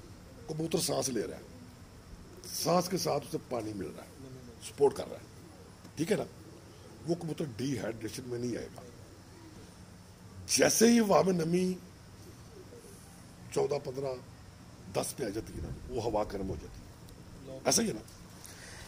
ये मैं यहाँ पे आपको रोकता हूँ, माजरत चाहता हूँ। मैं यहाँ पे रोकूंगा आपको, इसलिए रोकूंगा, ये डिहाइड्रेशन उन कबूतरों को होगी जो प्रॉपर तरीके से बंद नहीं होंगे। जो कबूतर उस्ताद जी एक चले आप बात पूरी कर ले आप। सुनो तो सही, मुझे पता नहीं बात कहाँ पे थी। बात हम डिहाइड्रेशन पे कर रहे थे, नमी मिलेगी तो। जब कबूतरों को गर्म हवा मिल रही है, वो हवा खुश्क होती है, नमी ना होने के बराबर होती है, वो गर्म हवा फेफड़ों में जाएगी, फेफड़े तो गीले हैं ना, वहां से नमी लेके बाहर निकलेगी। पहले नमी मिल रही थी, ऐसा ही है ना? पहले नमी सपोर्ट कर रही थी, अब नमी ना होने की वजह से वही चीज उलट हो गई है, नुकसान कर रही है। टेम्परेचर ज्यादा होने की वजह से बॉडी 3 गुना ज्यादा पानी यूज कर रही है। बचेगा कौन सा कबूतर? जो पूरी हाइट पे जाएगा, जहां पे उसे जाके नमी मिलेगी। जो कबूतर उस मुकाम तक नहीं पहुंचते, वो कौन से नहीं पहुंचते? जिनके परों में फॉल्ट है, जिनके हड्डी में फॉल्ट है, जिनके ब्लड में फॉल्ट है, जिनके दुम में फॉल्ट है, वो वहां नहीं जाएंगे, ठीक है? वो उस मुकाम तक जाते हैं जहां पे हीट पूरी आबोताब के साथ होती है, 3-4 घंटे में उसका पानी खत्म हो जाता है, वापस आ जाते हैं। लेकिन जिन कबूतरों को आपने दाना पानी ऐसा किया हुआ को मजबूर हो गए उड़ने के, वो 4 घंटे के बाद जितने घंटे उड़ेंगे ना, वो डिहाइड्रेशन का शिकार होंगे। वो अव्वल तो वापस नहीं आएंगे, आएंगे तो वो बचेंगे। हमेशा कबूतर दाना पानी से तब गिरता है जब वो डिहाइड्रेट होता है, और कोई वजह नहीं होती। और वजह नरम मौसम में भी तो कबूतर गिरते हैं ना, वो सारी आपकी सुबह की जो तैयारी है ना, उससे गिरता है। आप ज्यादा ओवरडोज दे रहे हैं, उसको नशे में इतना कर दिया, उसे पता ही नहीं चल रहा, मैंने घर का सियाना तो कहा वो गिरेगा ही। मेडिसिन इस्तेमाल करें लेकिन उसको अगर हम ऐसे कर चले ऐसे कर लेते हैं, एक सवाल और, चलो एवं दिमाग में क्लिक करें, अगर हम ऐसे कर लेते हैं, हम फिरतों में भी उस कबूतर को वही दवाई दे के आदी कर लेते हैं, तो क्या वो डिहाइड्रेट होगा? फड़को भी आप उसको देके उड़ाएंगे वो उड़ना छोड़ देगा, डिहाइड्रेट होगा। अगर हम उसकी वो उड़ेगा अंदर अगर हम उस्ताद जी उसकी अंदर, कोई कबूतर आदी नहीं हो सकता दवाई का, जिस दिन में रखे कबूतर मेडिसिन परवाज पहले दिन आपको देगी, हो सकता है दूसरे दिन भी किसकी चीज अच्छी बनाएगी उसके दे जाए, उसके बाद कबूतर नीचे आना शुरू हो जाएंगे, कबूतर वेट ही नहीं बनाएंगे। उस्ताद जी मैं ऐसे असातिज़ा कराम को भी जानता हूँ, बहुत बहुत अच्छे रिजल्ट रहे हैं और सवाए मेडिसिन के और कुछ नहीं देते। 12-12 दिन 11-11 दिन अगर परवाजें पंजाब में उड़ रही हैं, तो मैं ऐसे असातिज़ा कराम को जानता हूँ जिनकी दाना पानी ही मेडिसिन है। मैं नहीं मानता, ऑफ द रिकॉर्ड बता देता हूँ। मैं नहीं मानता। चलें ठीक है। अच्छा उस्ताद जी, इसके बाद तो हमें थोड़ा सा ये बता दें, जो दुम है उसकी बनावट क्या, हड्डी जितनी लेंथ है, वैसे ये एक मुतनाज़ा सी बात है, मैं पूछ फिर भी लेता हूँ, हड्डी और दुम का जो लेंथ है, फर्ज कर ले, सपोज कर लेते हैं हड्डी लंबी है दुम छोटी है, फॉल्ट है कि अच्छा है? नहीं फॉल्ट, यानी कि वो सपोर्टिव नहीं होगी। ठीक हो गया। अगर हड्डी छोटी है दुम लंबी है, फॉल्ट है? दोनों फॉल्ट, दोनों ही फॉल्ट है, यानी कि हड्डी के हिसाब से दुम होनी चाहिए? नहीं ये कोई जरूरी नहीं है, ये लॉजिक नहीं है। देखिए मैंने बड़ी स्पेसिफिक बात बताई आपको कि जब कबूतर हड्डी मुकम्मल कर गया ना और उसके ऊपर प्रेयर हो गया, परों की तय हो गई है, उसकी सारी चीजें बैलेंस हो जाएगी। स्वाय पर के जो उड़ने वाले पर है ना, उनमें कमी बेशी आ सकती है, बाकी जो उसकी जिस्म है और दुम है वो बैलेंस हो जाएगी। अगर प्रेल है तो हाँ, कभी नहीं हो सकता उसकी दुम लंबी और प्रेल हो, सवाल ही पैदा नहीं होता। दुम छोटी होगी तो प्रेल होगा? नहीं, छोटी की बात नहीं कर रहे हम, बैलेंस दुम की बात कर रहे हैं। बैलेंस दुम किसे कहते हैं? मतलब कि तो परों से ज्यादा लंबी ना हो, 3 इंच लंबी है या 2 इंच लंबी है या 1.5 इंच लंबी है, वो मेरी नजर में वो अच्छी दुम बनी। इतना फासला हो आधे इंच का वो भी चल जाता। टेडी कबूतरों की दुम जो पहले कबूतर थे बार छोटे थे, दुम्बें लंबी थी। मियां साहब ने बैलेंस करके वो तो एक अलग फैक्टर आ गया, तो लेकिन उन कबूतरों की पर छोटे थे, दुम्बें लंबी थी, परवाजें नहीं थी। ये मियां साहब भी परवाजें, ये मियां साहब खुद कहा करते थे कि असल टेडी कबूतर नहीं शाम तक उड़ते, तब नहीं उड़ते थे जब ये इनको पर कबल किया गया ना। किसने किया, किस ब्लड लाइन से किया, ये जरा वो भी बता दें फिर। पता मियां साहब ने किस ब्लड लाइन से किया, मैंने कभी सवाल ही नहीं किया। नहीं, मियां साहब की बात छोड़ें, कौन सी ऐसी ब्लड लाइन है जो टेडियों के पर लंबे करती है? सवाई कमगरों के और कोई ब्लड लाइन नहीं है। यहाँ लंबा पर कसूरी कबूतर कर सकते हैं, यहाँ लंबा पर डबलों के पास है, यहाँ हाँ जी, यहाँ लंबा पर जो है वो कमगरों के पास है, इसके अलावा और कोई ब्लड नहीं। ठीक हो गया। अच्छा उस्ताद जी, जो दुम बंद होती है उसका थोड़ा सा हमें फैक्टर बता दे। दुम भी 3-4 किस्म की बंद होती है। मेरा जरा सवाल सुन ले। एक दुम कदे से गोल होती है, बिल्कुल बंद होती है, थोड़ी सी आगे जाकर खुल जाती है, होता 1.5 पत्ते ही है। एक दुम 2 पत्ते भी हो तो कोई बुरी बात नहीं। ठीक है, बिल्कुल आप ठीक कह रहे हैं। पीछे से बंद है, पीछे से बंद है दुम कदे से गोल ऐसे, और आगे जाकर थोड़ी सी 1.5 पत्ता होगी। एक दुम ये होगी। एक दुम होती है जो तकोन की तरह होती है, दुम कदे से लेके दुम कदे से चौड़ी और पीछे जाके एक पर हो जाता है, आगे 1.5 पर पीछे 1 पर। और कुछ कबूतरों की दुमे जो है ना वो 2.5 पर होती हैं। 2.5 पर इस तरह 1 पर 2 पर होती है, 1 पर ऊपर, 2 आधे पर साइड से निकले।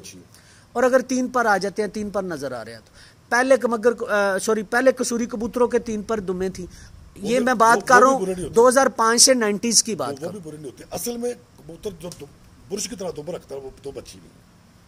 जो दुम खोल ले, गुलाई की तरह खोल ले, वो भी अच्छा नहीं, वो भी अच्छा नहीं है, कभी भी अच्छा नहीं होगा।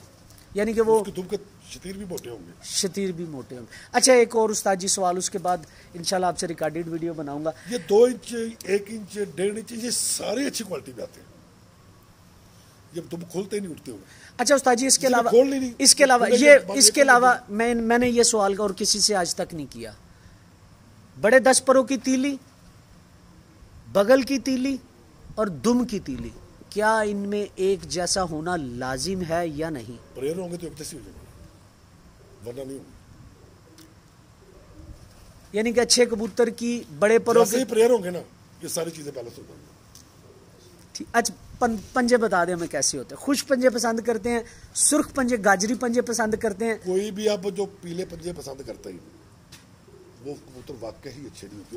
वो कभी मैं पीलों की बात ही नहीं की। नहीं, वो ही आते ना उसके बाद। नहीं उस्ताद जी, एक गाजरी और एक खुश्क, दोनों ही अच्छे। अगर असल में वो नस्लों में आते हैं ना, मुख्तलिफ नस्लों में। नहीं उस्ताद जी, अगर पंजा खुश्क हो गया, वो बहुत अच्छा हो जाता है। पंजा खुश्क हो गया तो वो अच्छा हो जाएगा, बहुत अच्छा। उसमें तरी कम ना होगी? तरी कम होनी अच्छा बात। जितने पंजे खुश्क होंगे उतनी हवा उनमें से कम पानी निकाल के उठाएगी। तार में से पानी उठाती है हवा गर्म, खुश्क पंजे से हवा नहीं निकलती। लेकिन उनके साथ एक मसला होता है। मसला क्या होता है? जी जी, जब वो गर्मी में उड़ के आते हैं ना, कबूतर अपना जो टेम्परेचर बैलेंस करता है ना, वो टांगों से करता है, हवाओं से वहां लगती है या आंख में लगती है। कबूतर पानी के बाद अगर कोई जगह ऐसी है जहां से डिहाइड्रेशन पूरी करता है तो वो पंजे हैं, क्या इससे इत्तेफाक करते हैं? नहीं करते। कार्बन डाई साइंटिफिकली ये प्रूव्ड है कि कार्बन डाइऑक्साइड वाहिद कबूतर के जिस्म में पंजे हैं जहां से निकलती है। हर कबूतर के मेरी बात पूरी हो, हर कबूतर नॉर्मल कबूतर के जो किंगरे कट जिसे होते हैं, टांग के 13 उंगलियों के 13, जो अच्छे और चैंपियन कबूतर होते हैं यहाँ 15 यहाँ 16, इससे इत्तेफाक करते हैं? नहीं करते।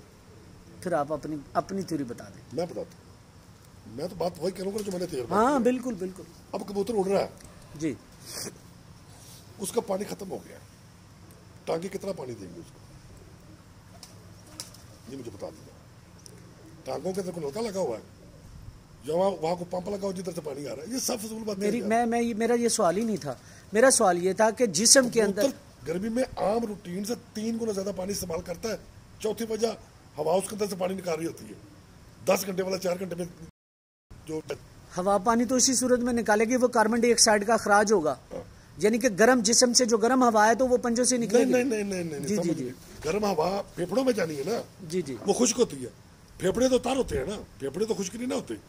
उनसे टकरा के फिर बाहर आनी है ना, तो वो अंदर से नमी लेके बाहर आ रही होती है। अच्छा चलें, ये आखिरी सवाल आपसे दोस्तों, इंशाल्लाह रिकॉर्डेड उस्ताद जी से सवाल एक छोटी से मैंने इंशाल्लाह वीडियो भी ज़रूर लेनी है कि कबूतर को, अच्छा जो कबूतर होता है उसके अंदर तरी बहुत ज़्यादा होती है, मतलब डिहाइड्रेशन कम होती है उसके अंदर, तो ये हम नहीं, ये आप ऐसे सवाल ही नहीं बनता। मैं बताता हूँ ना। जी जी, कबूतर जो प्रेयर होगा ना, वो कभी हो ही नहीं सकता कि बुलंदी ना मारे।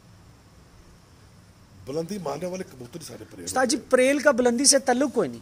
बहुत अलग है। क्योंकि कैसे? वो लाइट वेट होते हैं, उनको जो ऊपर जाना आसान होता है। लाइट वेट, अगर पर उसके बाहर वाले या 10 पर उनकी ट्रेल ठीक नहीं, उनकी बनतर ठीक नहीं, तो वो कभी भी नहीं जाएगा ऊपर। तो खराब कबूतर हो गया ना। मैं मुकम्मल कबूतर की बात कर रहा हूँ। जी जी, जो कबूतर मुकम्मल है मैं उसकी बात करूँ, खराब कबूतर की तो बात ही नहीं जी कर जी। रहे।